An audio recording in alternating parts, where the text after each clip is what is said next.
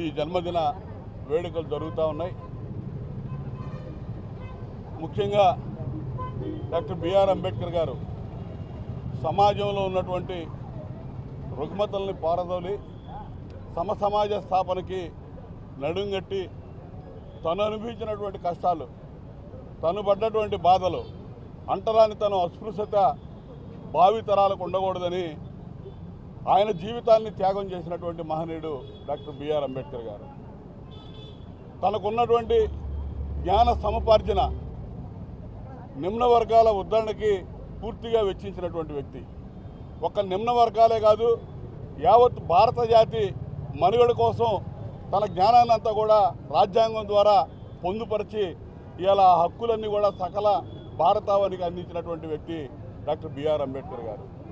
ఇవాళ బిఆర్ అంబేద్కర్ గారు ఇచ్చినటువంటి రాజ్యాంగం ద్వారానే ప్రజాస్వామ్యంలో ఉన్న మనం ప్రతి 5 సంవత్సరాలకు ఒకసారి పీస్ఫుల్ ట్రాన్స్ఫర్మేషన్ పవర్, ప్రశాంతంగా ఈ రాజకీయాలు 5 ఏళ్లకు ఒకసారి ఓటు హక్కు అనే ఆయుధంతో మనకు కావాల్సిన ప్రభుత్వాన్ని ఎన్నుకునే విధంగా ఆ రోజున ఆయన చేసినటువంటి ఏర్పాటే ఈరోజు ప్రధాన కారణం. అటువంటి వ్యక్తి ఈ రోజున భారతరత్న ఇచ్చి గౌరవించింది ఆ రోజు ఎన్టీ రామారావు గారి నేషనల్ ఫ్రంట్ ప్రభుత్వం అని చెప్పడానికి నేను గర్వపడతా ఉన్నా.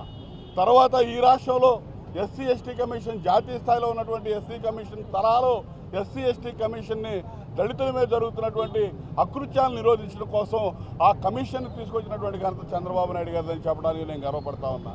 గత 5 సంవత్సరాలు జగన్మోహన్ రెడ్డి పరిపాలనలో దళితుల హక్కులన్నీ కూడా కాలరాయబడ్డాయి. రాజ్యాంగం ప్రతిరోజు అవహేళనకు, అవమానాలకు గురైంది. దళిత జాతి బతకడమే ఇబ్బందికరమైన పరిస్థితులు, అత్యాచారాలు, హత్యలు, శిరోముండనాలు జరగని దుష్కృత్యం అనేది లేదు జగన్మోహన్ రెడ్డి ప్రభుత్వంలో.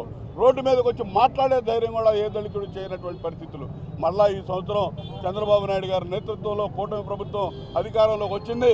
దళిత బడుగు బలహీన వర్గాలందరూ కూడా ధైర్యంగా ఈరోజు రోడ్డు మీదకి వచ్చి ఇవాళ తమ హక్కులు రేపటి రోజున అవసరమైతే కాపాడుకోవడానికి కానీ దేనికైనా స్వేచ్ఛా స్వాతంత్రాలు ఇవాళ పీల్చుకునే పరిస్థితులు మళ్ళా వచ్చినాయి అనేది ఈ రాష్ట్రంలో స్పష్టంగా కనపడతా ఉన్నాయి. ఈరోజు డాక్టర్ బిఆర్ అంబేద్కర్ గారు మనకి ఇచ్చినటువంటి స్వాతంత్రం, మనకు అందించినటువంటి రాజ్యాంగం ద్వారా మన హక్కులు మనం కాపాడుకుంటూ